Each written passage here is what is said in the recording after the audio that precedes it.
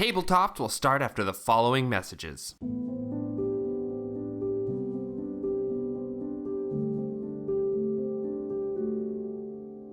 Many miles from here, past all the hustle and bustle of your town, past the mountains and hills, across the rivers and through the forest, there is a meadow. In this meadow are several divots and burrows housing a large and united warren of bunnies. Well, one day I'm going to go out into the forest and I'm going to meet the forest gods myself. Why are you showing me this? What does this have to do with me and what's going on in the warren? It does puzzle me a little bit why the stories from different storytellers are different. So we're in agreement. Yes. I'll see you at the lunch bell. Bunnies and Burrows, the next Game Master Monday miniseries begins May 6th, wherever you get your podcasts.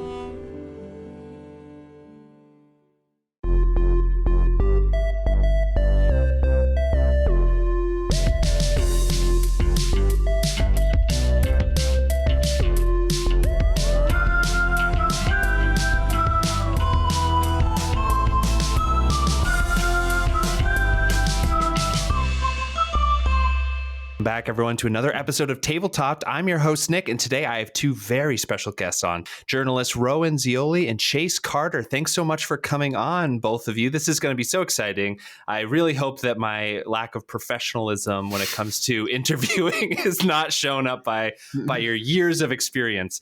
But first, let me kind of tell folks who you are. They've been covering TTRPGs and culture for years in many different publications. Perhaps you've heard of some of them: Polygon, Dicebreaker, others. And recently, along with their co-founder Lynn Kodega, they have launched rascal.news, a news site dedicated to continuing the vital work of investigating the TTRPG industry, while also building a space for criticism, culture reporting, and lighthearted blogs. Perhaps you guys recognize that. It's right off your About page. But welcome, both of you. How are you? Yeah, thank you so much for having us. Yeah, of course. This is so exciting. I'm really excited to kind of dive in. Rascal has kind of been exploding on some social medias. If people haven't seen, you should check out their website. It's going to be in the show notes if you're interested. But can you guys tell me where Rascal came from? What started Rascal? Yeah, the idea, at least like for me, and I think like Rowan has a similar story, is that Lynn reached out, and mine was like a 2-sentence email, was just like, hypothetically, if I had some money to pay you for a job, would you be interested? And how much money would it need to be? Which is always an email you love to get from a peer. So like, I think like the actual answer is that Rascal rises out of all of our sort of like concerted discontent with digital media. And the fact that if we didn't have our current jobs, and if you're Rowan, not even that current job, like full-time position, there's just nothing else. And in an environment where we're seeing media companies lay off like, swaths of people all throughout 2023 and even more in 2024, we sort of said to ourselves, like, if we don't build it, it will never come to us. There's not going to be any earning that position, no earning that sort of like position out of constant precarity. So, I mean, like, caution to the wind, let's do the thing ourselves. Yeah, pretty much that's the whole thing. I, as opposed to Chase and Lynn, who have been had established staff writing jobs at places over the course of the last decade or so, I graduated college in 2020 into a world on fire and have never had a non-freelance gig. I have always, except for when I worked at an unnamed big brand coffee shop during high school, I have always been a freelance worker. And so having a stable job writing any capacity has never been a thing that I thought was possible. I was doing a lot of volunteer journalism prior to this. I was doing some work with the Fundamentals, where I really got to dive into like indie actual play. I did like the freelance work at Polygon, but Polygon only has so much money for freelance, which is now getting increasingly diminished with every passing quarter. And so I had another job doing journalism, and that didn't work out very well. And then Lynn reached out to me, who had been really lovely about like championing me through some very difficult processes of that other job, was then like, hey, you're a great journalist. I'm a great journalist. People will pay us money to do it if we ask them for it, looking at like Aftermath, Defector, all of the other worker-owned outlets that have popped up in the last year or so, and being like, why not us? And that's just kind of how it happened. And then we spent some time on the phone being like, okay, what name should we come up with? And we were just like pitching out ideas. This was my next exact question, is where did the name Rascal come from? Is it just because you all felt like you were kind of, Dennis the Menacing the TTRPG news industry, or just the news industry in general, by putting forward a worker-owned model and trying to move away from kind of being owned by these billionaires and all that kind of stuff? Where did this name come from? To be honest, I think the name came from a conversation that Lynn had on the Reckless a Talk podcast, where they were deemed a rascal in like the description and like the conversation there. And then I brought it up as like a joke during that initial conversation, being like, we should call it Rascal. And then like, yeah. We had another idea for a name that kind of just like fell to the wayside because it was already taken by a different TTRPG outlet. We were like, well, that's not going to work. But like that, yeah. And so then it just like what started as a joke, as a bit, we committed to the bit, and now we're here.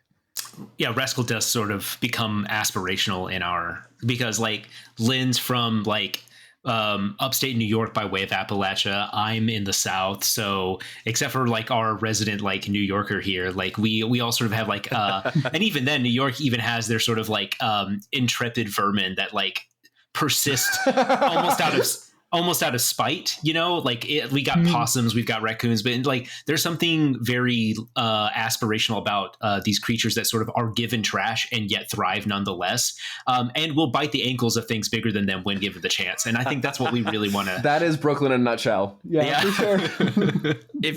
If you all don't know scripted games, you really have to talk to them. They released a game last year, I think, called Psychic Trash Detectives, where it's just all of what you just described. Essentially, you are a trash animal, which is a specific genre of like character in this world, and you solve mysteries. It's really wonderful, but I think that you all would really get along. Yeah, that's amazing. And I really, something I'm really passionate about is sort of the worker-owned model. And I mean, Chase, you've been covering sort of labor politics in the space for a long time. Can you kind of tell about how Rascal decided upon its model and how it's planning to move forward with that as well? Sure. Yeah. I mean, we didn't start with a worker-owned model. We did start sort of pursuing a bit of like outside funding, some capital. And what quickly became apparent beyond the fact that it would take us a long time to find those people, like we're saying, probably a couple of years at best to like connect with money. In having those conversations with even a person or two who had best interests at heart, we realized that we were sacrificing a lot of freedom and a lot of sort of autonomy that undermined the vision of what we wanted for Rascal, as far as just like who we would cover, how we would cover them, trying to get away from that ad-driven model and the sort of like, capitalist-driven model of journalism. And so I think at a certain point we said we can either try to do this ourselves, essentially build the plane as it leaves the runway and just sort of like stick to our morals, stick to our ethics, or we can spend a lot of more time to try to do this in a more traditional way. And at a certain point we said, no, it matters more that we do this the way we want to do it from the jump. And so the way that Rascal sort of operates now is that we are all three co-owners, and we call ourselves co-bosses in the Discord.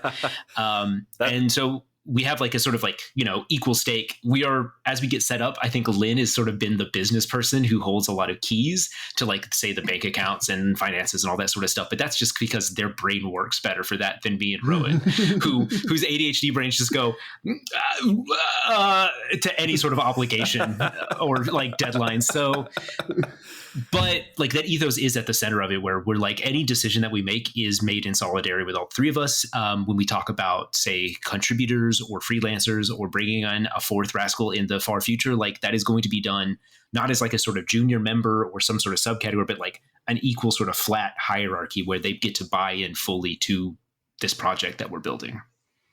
That's amazing. Yeah, I think that is such a point that you made in there, was like, we could start this on the right foot, essentially. And I think that is really important, especially as the TTRPG TTRPG space really is becoming a much more profitable space for a lot of businesses. I mean, like, Hasbro is doing its best to prove that wrong, but a lot of companies and people are coming into this space and making actual plays. There are production companies behind these things now. There's a lot more TTRPGs on the market. So I think it's also really great that you guys are really starting a company that doesn't have attachments to all of that, so that you can, be an honest, caller of balls and strikes when it comes to, the industry. But what do you all think about the sort of the stated goal of Rascal? So you were talking about like what the vision was and what you guys really wanted to do, and I'm really curious, what is your,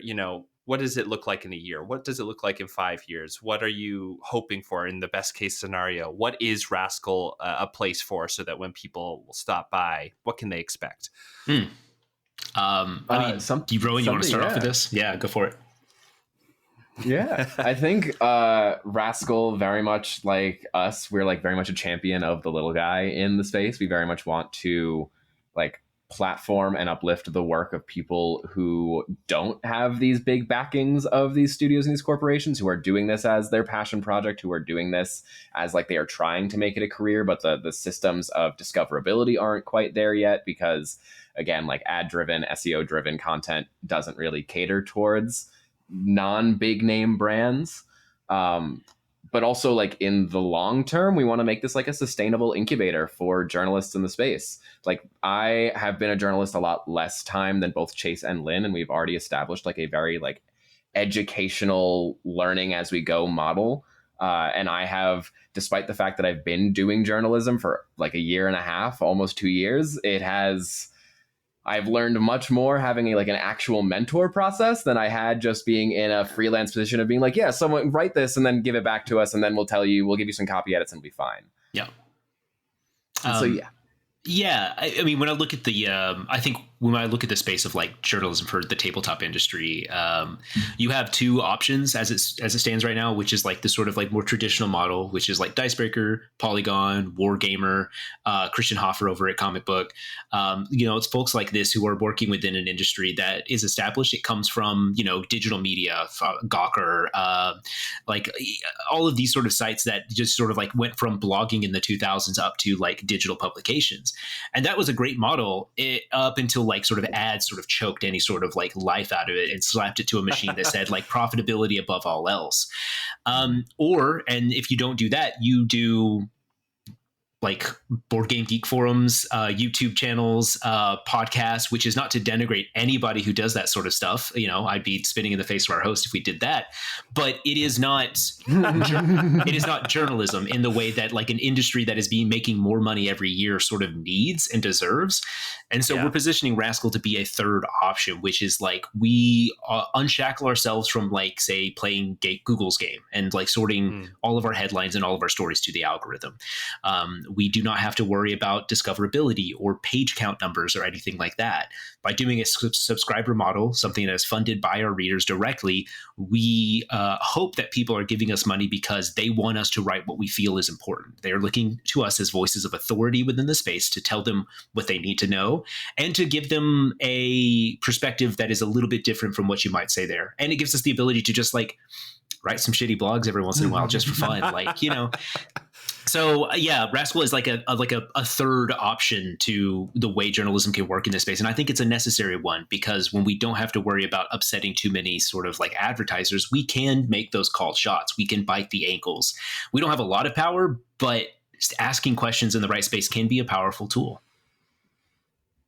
Yeah, one thing I really wanted to ask both of you too regarding that is, you mentioned, you're hoping that the subscribers and the reading base is looking to you to cull through all of the stories and the information and find the things that are actually important and put it in front of them. So I would love to take this chance to let the listenership kind of get to know you two a little bit more. What is your sort of relationship with TTRPGs, the AP space, like all of this sort of genre of stuff? What matters to you? What do you think is really interesting in the space right now?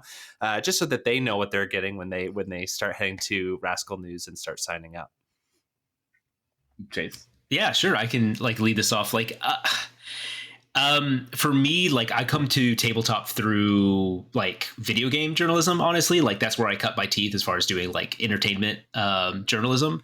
And I'd always been interested in tabletop in such a fashion that like I played Dungeons and Dragons games and Gamma World with my friends. Like we did some Pathfinder whenever we got sick of Dungeons and Dragons. I was always interested in some of the indie games that were floating around, but never like bought myself fully in because I didn't know where to go for that stuff. It was, if you weren't playing D&D, like it was a niche thing. And then in like 2017, I got on like Google Plus whenever like Google Plus and Circles were really big, and tabletop latched on to that sort of stuff. And I was in it for the last year before Google Circle sort of imploded, and I watched all that sort of fade away. And so I didn't really touch it for a while until 2020 in the pandemic, when I like lost my job at a publication in Dallas and picked up a sort of like just freelance gig for Matt Jarvis over at Dicebreaker. And I was just like, yeah, I know enough about like RPGs. I'm a news writer. Something I believe is that like you need to come from a specialized place. Having specialized knowledge is better. It's easier to like instill in someone or have someone have, rather than a writing skill. You can teach someone to write. And I was like, I know enough about RPGs and like sort of entertainment space that I can glom onto this. And it was a crash course in sort of like learning the industry, because I wasn't just doing RPGs. I was doing board games and card games and war games and stuff like that. So now 3.5 years in, like I've sort of trained myself on a lot of this industry knowledge, on a lot of history. And a lot of that history happens in online spaces that don't exist anymore, whether we're talking about the Forge and forums, or we're talking about Google Plus circles, or we're talking about Twitter threads that are just sort of lost in the ether. Or now it's like Discord communities that if you're not a part of, you don't know if they happen. Like I could go on for an hour about like the way that we talk about information and why we need to bring back forums.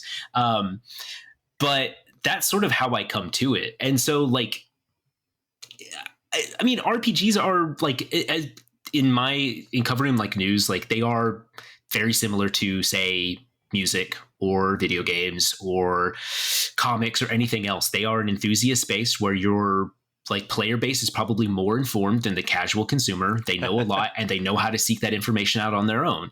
So you have to find a way to talk about them in a way that isn't just here's the thing that's happening and here's details about it, because they know that stuff already. They're looking at press releases. They're in the Kickstarter like comments asking all these questions about like, oh, I see that you're using this distributor that's based in like Ontario. If you use the one in China, it's a lot better. And it's like, homie, you're a single person. Like you talking to someone with like 100 employees. What are you doing? It's pretty wild. So more so what I want to try to do at Rascal, and what I think doesn't exist, is more cultural criticism, more sort of impression stuff, more sort of like labor reporting, which is what I sort of like to do a lot of. And so this is a long-winded answer to say like RPGs need to grow up, and I really hope to be someone to sort of foster that maturation as it goes forward. Yeah, kind of jumping off of that, actually, I am the resident Gen Z of the Rascal team. And as everyone knows, Gen Z is vocally radical and frustrated and angry, as am I.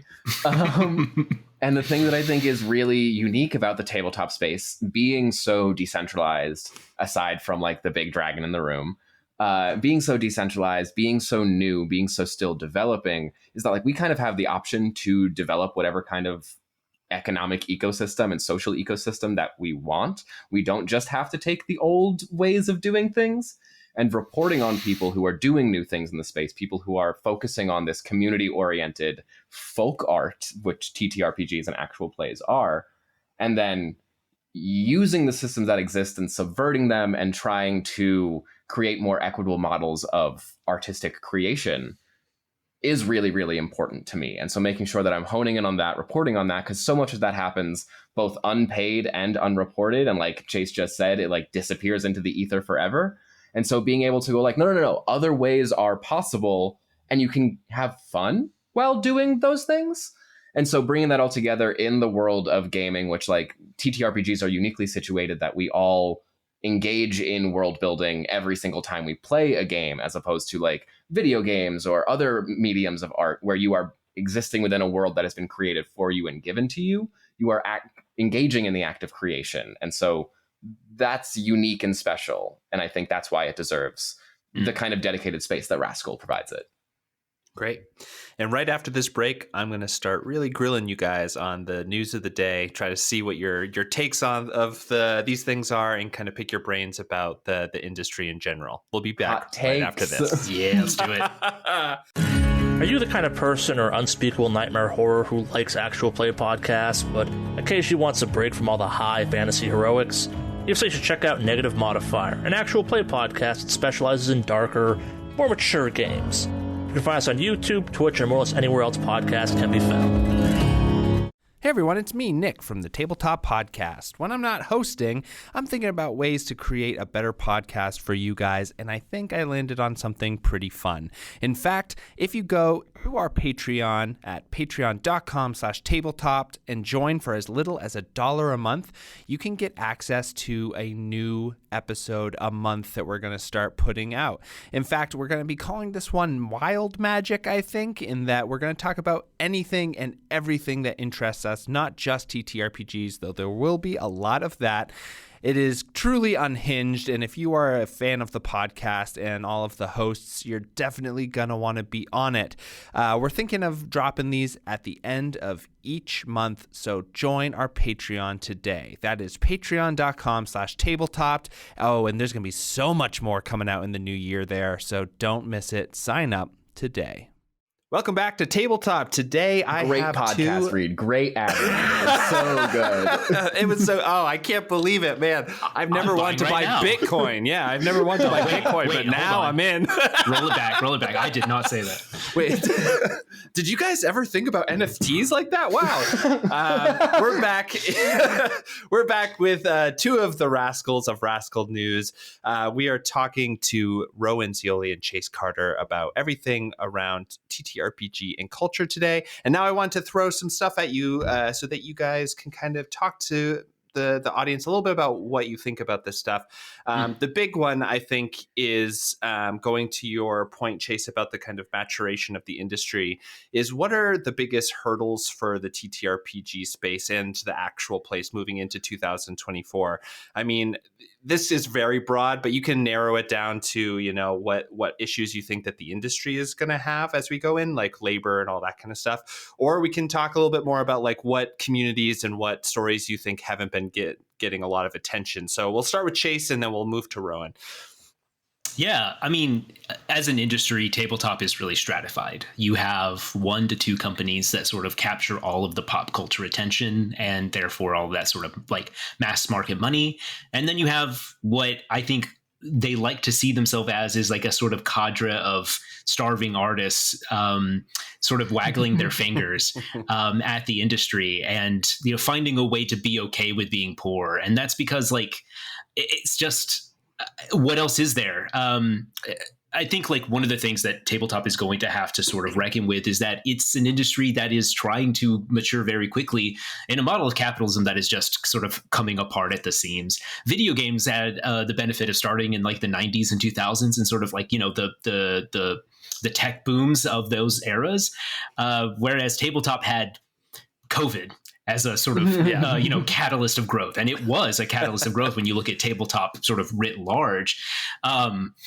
But there's no way for that money to trickle down, if I'm going to use like a Reagan era term, if that ever really works in the first place. Like, reader, it doesn't, let me tell you. So... I never really pegged you, Chase, as a Reaganite, but I guess we learn new things every Chase day. Super into Reaganomics. Yeah, take me back to the 1980s for sure. But like, what public spaces can we hollow out? Yeah, I've never enjoyed a third space in my life. Just give me 2. Give me home and work. That's all I need. But yeah, so like I think tabletop is really going to be sort of reckoning with the fact that there needs to be more space and more sort of like money for, like if to borrow a term for video games, like those AA studios, and we have them around. You have Freely, you have Paizo, you have Modifius and Chaosium and all these other places that do pretty good, but they don't make a dent in the sort of pop culture capture of the imagination that Hasbro and Wizards of the Coast has. And I think they want to be the only name that people think of when they think of tabletop. Yeah, absolutely. Yeah, it's a sad state of affairs. Yeah, for real. There's a really great indie developer named Fern Milton of Cobblepath Games. Mhm. She was talking to me probably a year ago at this point about how really when you look at the industry and compare it to like the board game industry, you see a lot of like micro niches in the board game industry where it's like, oh, you want to play a game where you're, I don't know, like a capitalist building, you know, an 1800s business empire. There's a board game for that. But then for TTRPGs, it's like we have Dungeons and Dragons. You know what I mean? It's like there is the one, and everyone kind of shoves their stories through this one system. And then I think on the other side of that, you have things like Powered by the Apocalypse, which is like a system that is essentially it is monetized in the way that developers are able to sell their systems, but that system at its core is completely free for everyone to develop on. So it's kind of like this kind of clashing of instincts within this, like you said, kind of new industry where people's intellectual property is kind of very, you know, murky about what is what. And like, to your point, Rowan, it's all kind of folk tradition down. I mean, the OGL was this. Mm-hmm. So like, what do you think when it comes to specifically like actual plays and the systems that are coming out? How is there ever going to be sort of a real industry around it when it is so murky to start with? Well, I think because Chase definitely took my point about the economics of it, because I think that's really a huge part of it. Yeah. I think the other element of it is the semi-social, semi-professional nature of the industry, which really prevents a lot of growth because there is this interweaving and intermeshing of the social dynamics and the professional dynamics, and people not taking themselves professionally, and the murky nature of like so many people don't get paid for their labor, and so many people don't sign contracts that do get paid for their labor. And so like working on like handshake deals and like work and like trust of the other person can only go so far if you're working under these old systems and we're still existing under capitalism. So like, how are we going to break through to get actual play using other systems? It's just going to be people doing it. And like on top of that is people doing it and people paying attention to doing it. Because there absolutely is a tabletop game where you can play as an 18th century economic empire, like 100%. But people just don't know about it because there's no discoverability. There are no resources for people to like figure out and sift through all of this like there is like for board games. Yeah. I think it's just an unpacking and an understanding of like the way things were don't have to be the way things are. I think that there is a really great point you had there, Rowan, too. So Dr. Emily Friedman came on the podcast like 6 months ago. Dr. Friedman. She's wonderful. Yeah, she's great. Mm-hmm. But she was talking about how a lot of the economic models of specifically actual plays are kind of from the beginning kind of dooming the show because they of that sort of like, are you just my friend playing a game with me, or are we going in on a business venture together?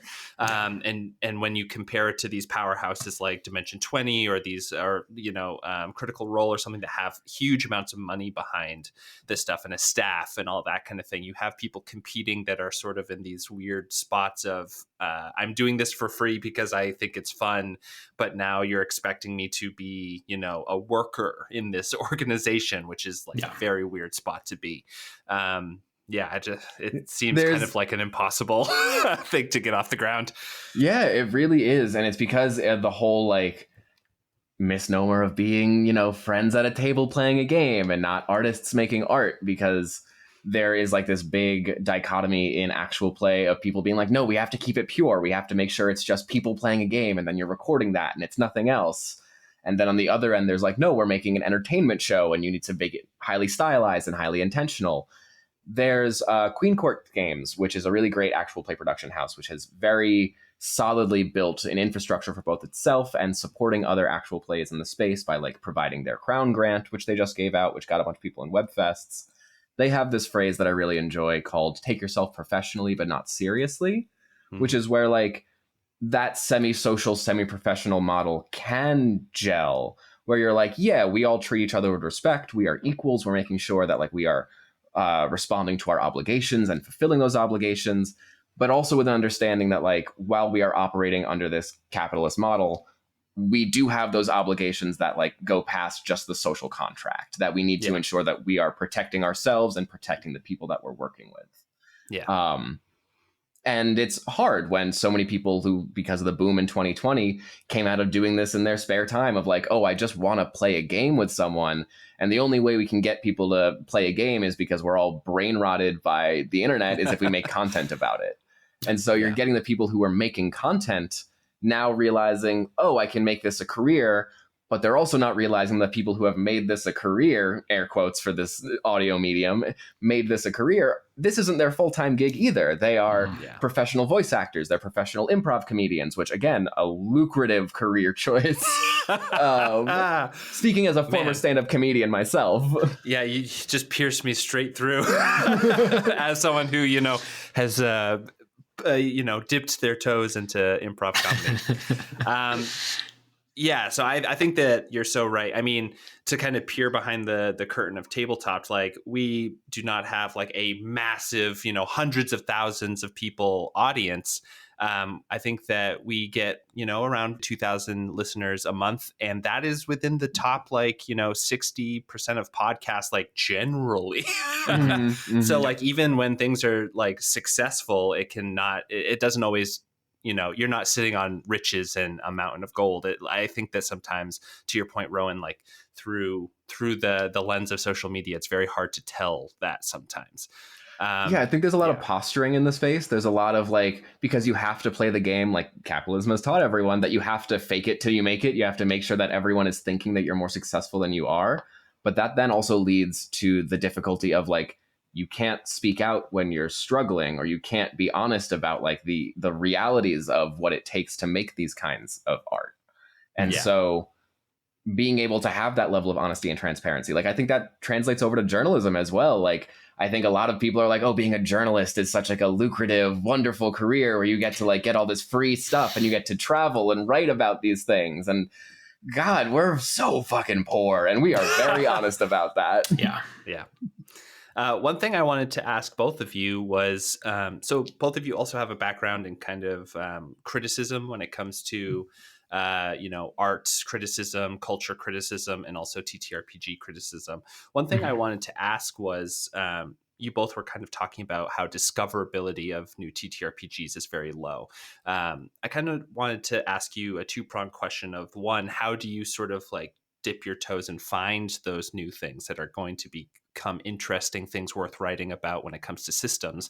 And then also, how do you kind of grade a system? What is the process that something gets filtered through? I know it's more art than science when it comes to this stuff, but what are the sort of things in your head that you go through? Chase, you could talk to TTRPGs first, because I think I have an actual play perspective, but not quite a TTRPG perspective. Yeah. I mean, for me as a journalist, discoverability is often, practically speaking, what hits my inbox. And I remember when it comes to writing about a game, if I have a label and I have a whole folder where pitches and press kits go to. But as far as if I'm just the average player looking to find a new game, your choices are searching by new or hot on Kickstarter or itch.io with the physical game tag on there. It's pretty slim pickings. The only other choice, which is what oftentimes people do, is you wait for it to pop up on Twitter. And that's not a good system, y'all. We got to find something else. And even then, itch.io, for all its the good things that it does for smaller artists, discoverability has always been a big problem with that system. That platform was not built for discoverability, really. It was built for hosting games cheaply when you have no other option, for throwing up small little personal projects. And the infrastructure has just not caught up with how we actually use it. So, man, this is a big bugbear for me, which is Kickstarter and other crowdfunding platforms are kind of it as far as remembering which projects. It's I follow this on BackerKit or Kickstarter, or I shipped this $25 a year ago. I just got an email that it's coming to my door, and I haven't thought about this game in a year. It's not exactly great for a game where marketing needs to be part of the push. As for how I review them, it is very holistic. This might be a very sort of this answer is probably not going to satisfy a lot of people, but it depends on the system. To say how do you review a game? It's just well, are we going to talk about war games? Is this a skirmish war game with some narrative elements attached to it? Is it closer to a lyric game where it's more of an art project / like treatise on game design that is barely playable, or is it like a fantasy heartbreaker where I need to sort of pick apart what it's trying to do and what it's not trying to do before I look at the actual system and how it plays out? For me, often what I try to do is just like, what's the intent? I try to look past the rules and look past the interactions to go like, what is all of this telling me to do? What are the sort of stories that it's allowing players to tell? What are the sort of stories that it's explicitly saying this is not the space for? I think most tabletop RPGs and most games in general, like one of the things that makes them successful is to put bounds on the interactive space, on the possibility space, because a game that tries to be everything, D&D, is not going to do anything very well. So what is this thing trying to do? Actually, sorry, we can't go on the record. This is a podcast where it's very safe to say that sort of thing. We have some major problems with D&D. I think that one of our hosts still holds a soft spot in his heart about it, but most of us are like, yeah, we'll play anything else. Yeah, so I think like one of my favorite reviews that I published over at Dicebreaker was for Into the Odd whenever it came out. And I approached it from this sort of like a very vibes-based approach, because I think a lot of that game and a lot of OSR games in general, because mechanically they can be by design fairly slim, it's mostly about the sort of like vibes of the stories you're trying to tell, this sort of overall tone that it does at the table. And so I think I have to take like a sort of 100-mile back approach and be like, so I've got all these tools. It's almost like looking at a Lego set and you've got all the different pieces. It's like, what can I imagine building with these Legos? And then from there begin to sort of piece together what's going on. Like as I begin to put this together, what sort of emerges, what sparks my imagination, what sort of fires off in my synapses. And then, I mean, successful or unsuccessful, I don't know that I could do that in a review. I can tell you my experience with it and sort of like what I get out of it. But like, I think that's up to you. I think that's so subjective as to, you read my review, and if it sounds interesting, you go play it yourself. If you read it and you get angry saying like, this sounds like you didn't understand the game, go play it for yourself. In any case, I think my reviews should spark a curiosity to engage with it on your own terms and see what that art does for you. Yeah, that makes a lot of sense. And Rowan, you were saying that for actual play, you have another sort of rubric. Yeah, I think for actual play, the discovery process is a bit similar because, again, Twitter is like the place where everyone is promoting their stuff because that's the only place we have right now. Especially because the other big outlets will not get permission from the powers that be to write about anything else. So I, like many other people, started with Critical Role Dimension 20 and went like, oh, this is a really cool thing. And then just through being on social media was like, okay, here are some other shows, here's some other people in the space, and kind of found through that. And then recommendations from those people, that kind of word of mouth spread, enabled me to like kind of widen that reach a little bit. But another really big element is the Webfest circuit that has happened, that has really developed in the last year or so, like spearheaded by Ned Donovan. The actual play Webfest circuit, that's a very global Webfest circuit where you can get some actual plays from around the world, has really keyed me into some people doing some really cool stuff in the space. Being able to access it through that way has been really beneficial for me. But the way that I decide whether or not I'm going to write about an actual play tends to be a couple fold. It tends to be like, one, is the cast not homogenous? Like, is there a diversity of people on the cast, and or are they all just not white people? That's usually like kind of my bare minimum. But then also past that, it goes, okay, I give an actual play 5, maybe 10 minutes to really grip me, which is way more time than I think most people give any media that they're consuming to whether or not it'll grip them. And I think that's just the job of a critic in general, is to be like, okay, I gotta push past that initial like scroll brain instinct to just go off and do something else. But then after it initially grips me, if I'm like, okay, this seems like it's doing something interesting in the space, I have kind of a 3-prong approach to deciding my rubric of how I like analyze it. It'll go from the like business perspective of like, is this done by a business? Is this done by an independent person? Is this done by a collective? How are they going about the production side of this? Is this just for marketing? Like, I have a review up on the site of Marvel TTRPG's actual play that they did with Glass Cannon Network, where I kind of tore it apart because it was just a marketing device that was masquerading as an actual play. What is its specific perspective that it has of being like, is this uniquely telling something as a story that maybe wouldn't be able to be told in other mediums? Are the people telling the story the right people to be telling the story? What are they trying to say through the specific medium of emergent play? And then the like technical aspect of this, because actual play is still a developing medium, how is it using the audio or visual language of other mediums, or is it developing new techniques to do this storytelling in a very unique way? How is it pushing the medium forward? What traditions is it lying on? Is it like lying on the live stream tradition that Critical Role has kind of set up? Is it in the podcast tradition that the Adventure Zone has set up or Friends of the Table has set up? Is it in the like more edited, more like visually produced style of Dimension 20? Like, where is the craft lineage coming from? And then through all of those three things combined, being like, why does this matter? How does all of these three things intersecting speak to the larger culture that we are currently existing? Because all art responds to culture. And if it's not doing that, I don't have the position of being able to say any art is bad art, but it's just art that I'm not interested in writing about. Yeah, absolutely. One thing that conversation kind of sparked in me in both of your answers, and Chase, I think that this might also be a little bit of a parallel to some of your work in video games, probably. But right now, it feels as though this industry is so wrapped up in cult of personality. Like, people are so, attached to individual creators or individuals. I mean, we recently had the whole thing with Gabe Hicks sort of being Me Too'd, and then that was an ouster from a company, and like that company's future is sort of in turmoil right now as that goes through everything.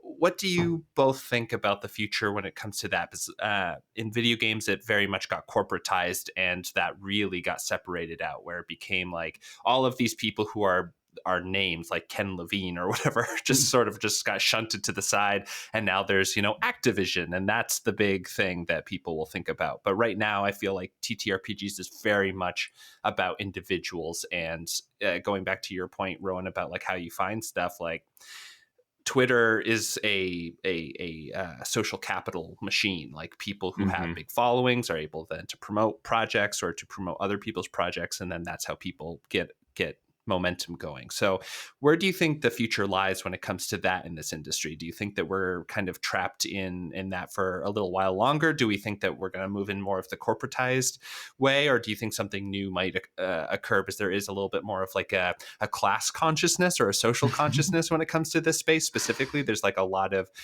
queer involvement. There's a lot of social justice involvement just from the ground level of what kind of games are being made. So where do you both see this going? Rowan, go ahead, because I know this is a pet soapbox of yours. Yeah, it is. It's the reason why I'm laughing is because I wrote a forbidden blog that will never be allowed to be published. It will never be allowed to be published. Because I don't think I say anything incorrect in it, but I don't want to... Unless you pay the $500 a month premium, I'm sure. Yeah, if you single-handedly patronize me to pay my rent forever, then yes, absolutely you can read it. But no, I really think that you're completely right, that there is a problem about cult of celebrity in the TTRPG space, but I don't think it's unique to the TTRPG space. You're mentioning it's happened in video games. I think it's an indication and like a condemnation of our larger culture, where, if I can get real pretentious and academic for a second, Joseph Campbell. Oh boy, we went real deep. Joseph Campbell, in like his book Pathways to Bliss, has this whole big idea that because we no longer have a like shared monomyth, we no longer have a shared cultural like deity, we have each created our own little deities, we've each created our own little ways, and like look to these like celebrity figures as ways to guide and navigate our own lives in the ways that these figures did in the past. And now we have decentralized everything so much to this degree that we have turned celebrities into our like guiding moral figures a little bit. So they're telling us who to support, what to follow. And like you said, it's going to kind of collapse in on itself eventually. I am maybe naively hopeful that I do believe it can change. I think there is going to be a reckoning at some point, however many cycles that takes, where people are going to realize that putting people on pedestals is only putting them up in the future to fall. That there is no other option because we are all humans. Just putting someone on a pedestal doesn't make them a god, doesn't make them an infallible figure. And the best option out of that is something that hasn't been thought of yet, or has been thought of probably by a lot of writers and a lot of thinkers and a lot of abolitionists. But the ingrained ideas of how the world is supposed to work and the way that we are supposed to be led and not supposed to individually be leaders of a like cultural revolution, for lack of a better word. We each have to be doing that independently. We each have to be reckoning within ourselves how we uphold this celebrity culture, both in how we treat other people and how we treat ourselves as commodities within the space. And yeah, figuring that out is the only pathway forward. I'm a little bit more sympathetic towards people in this scenario, because like we use the internet how it's built for us to use, and the modern internet is built around platforms and public figures within that platforms being influencers, celebrities, streamers, that sort of stuff. So I think it's less a problem of like how people glom on to like individuals. That's, I think, a symptom of a larger internet like structure problem, and more the fact that the only way we know how to use the internet now is through things like following people on Twitch, subscribing to YouTube channels to tell us everything. Like if I can get on my pet soapbox, I think one of the big problems with like the common internet is that like it has taken advantage of like two generations of people, large, like maybe three, that don't have much media literacy, that are not taught. And the public education system in the United States was never going to be able to adequately teach them how to engage with the internet in a way that is like critical and thoughtful and sort of skeptical as a first step. Instead, we get people who say they have their best interests at heart, and we believe them because they're individuals like us. Oh, and they're also aspirational. There's an element of like American bootstrapism that runs through all of this, I think. So tabletop RPGs, because we lack that professionalism, we lacked a sort of like pipeline of becoming an indie developer, getting hired by a small corporation that like, or a small studio that then like you get a job at, say, Gearbox or Activision or any of these other companies. It is just, you are an indie artist and you get one of maybe 3 jobs a year at these AA studios, or you get captured by Hasbro and then you disappear into that machine and we never hear from you again until there's layoffs right before the holidays. So like, what else is there but to look to the people who say they have made it, to look to the folks online who have made their entire brand to be like, I am a successful person online, and be like, that could be me. They obviously haven't figured out what can I do. And in lieu of that, my one path to success is to like create a community around these people whose job is to be successful online. They're not creating community. Twitter, Twitch, a Discord, those are not communities. Those are just like groups of people who all have a shared sort of consumer interest in a product and a brand. Like that's just the way the internet works. So I think Rowan's right in that like the way that tabletop is going to change is by just sort of like breaking out of this model. Cause I think like it's an analog product and a collaborative creative medium that just does not fit well with the way we sort of like corporatize products and brands in the United States. Yeah, I think that what you said is so right when it comes to, it's almost like we're going back into like sort of a digital feudalism where we have these places like Facebook, Twitter, Twitch, Amazon, whatever it is, that hold all the like digital land that we then all toil on. We're anyway, in the content mines. Yeah, bring exactly. back websites. Bring back websites and forums. If you want to find a website, you can subscribe to a website called rascal.news. It's a great one. I've heard about that one somewhere. All right, we're starting to come to the end of our time together, so I want to throw one to you both that I think is just fun, which is, what is the current state in your mind of Hasbro? And what is the future when it comes to this? Like, what might the future hold for this kind of corporate entity? Because we have D&D as a license, essentially, is where they want to go with it. There's also some of the subsidiaries that are looking a little iffy when it comes to like D&D Beyond, like what's going to happen there. And when it comes to new additions with the mismanagement of a lot of these rollouts, everything kind of seems murky. So go at it. What do you think? what are your predictions when it comes to Hasbro and the D&D property? Do you think they're going to spin it off to try to make some money back and it becomes a smaller studio again? Do you think that they're going to sell it to another mega studio? What do you think is in the future? They'll probably keep getting money from the PIF. Yeah. Yeah. They'll certainly do that. I mean, it's digital. Like, you can look back. I'm actually just writing up a piece now about sort of like Chris Cox, the CEO of Hasbro, and like how his legacy is now, like, and the sort of reason why he was put into the CEO position is sort of coming to the fore and will be the sort of like rudder on Hasbro's ship over the next 5 years. He started in Xbox and Microsoft, and he's always been a digital guy and a brands guy.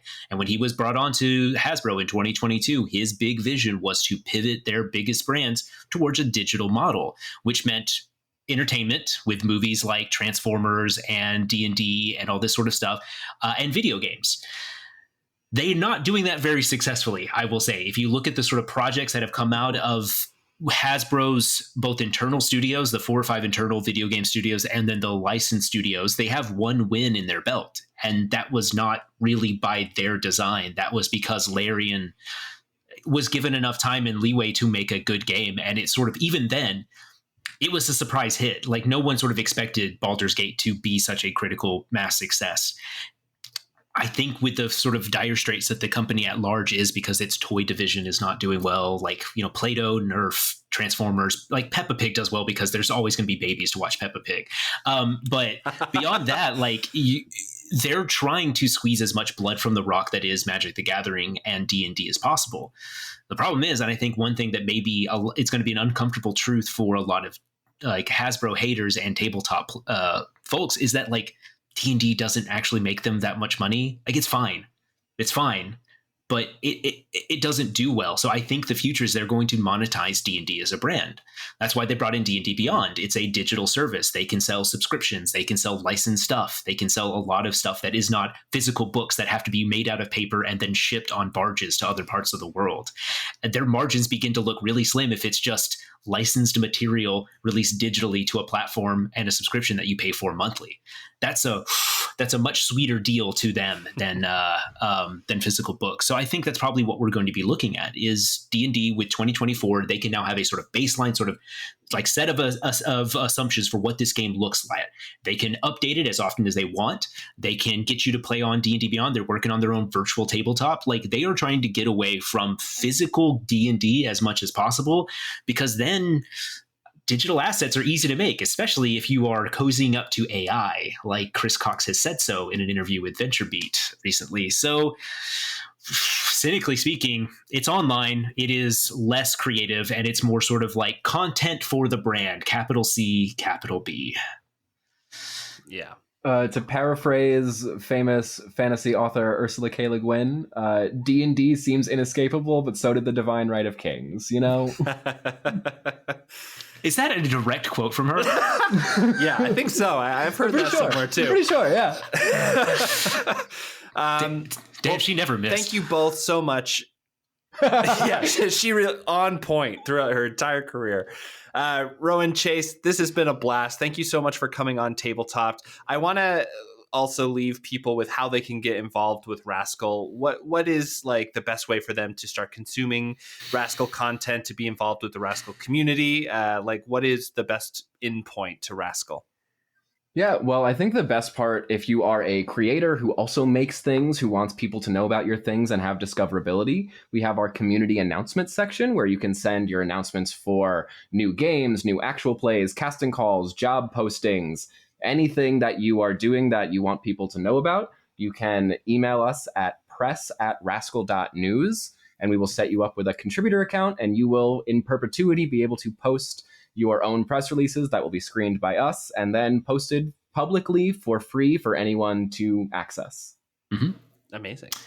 And if people want to get involved as a reader and start giving you guys that money, how do they do that? So you can go to rascal.news. That's the URL. It's right there. And we have different subscription models. Like we try to put out a couple articles for free for just like free people members. You just give us your email and then you can access that sort of stuff. That way we can also send you like newsletters and updates and that sort of stuff. We also have like party members for like $5 a month. And then we've got like some larger subscription models past then. But the $5 a month tier is what gives you access to almost everything that we do at Rascal. As far as social media goes, the best place to follow us is on Twitter, where I think is it at rascal.news, rascal_news? What's our actual? At rascal_news. That's what it is. Okay. And then we're also on Blue Sky, but that's like the two social media places that we're really staking out. I'm spooling up a Discord here in the near future. As much as I don't like Discords, like it's nice to have like a little community space. So look forward to that in the future. But website, rascal.news, hit us up on Twitter. We also have a TikTok at Rascal News. And also, if you are not able to subscribe for a full month subscription, like Chase and I have real bad ADHD and have subscriptions that we are still paying for that we do not use. We don't want to do that to you. If you want to just read individual articles, we have a single pay per article option available. So if you want to just check some things out to be like, let's just like test it out the waters a little bit, see if we like the writing. You can do that. And then if you feel so compelled, if you feel like our work is worthy of your hard-earned dollar, then you can subscribe monthly. Hell yeah. Rowan, Chase, thank you so much for coming on Tabletop. This was a blast, and I can't wait to see what Rascal does next. Oh, man, right at the end. Come on. Crushed it. Just like that ad read. And everybody, if you really like this interview and want to hear more, you can always come back to Tabletop. We release every Monday on anywhere you get your podcasts. All right. Goodbye. Bye. Bye.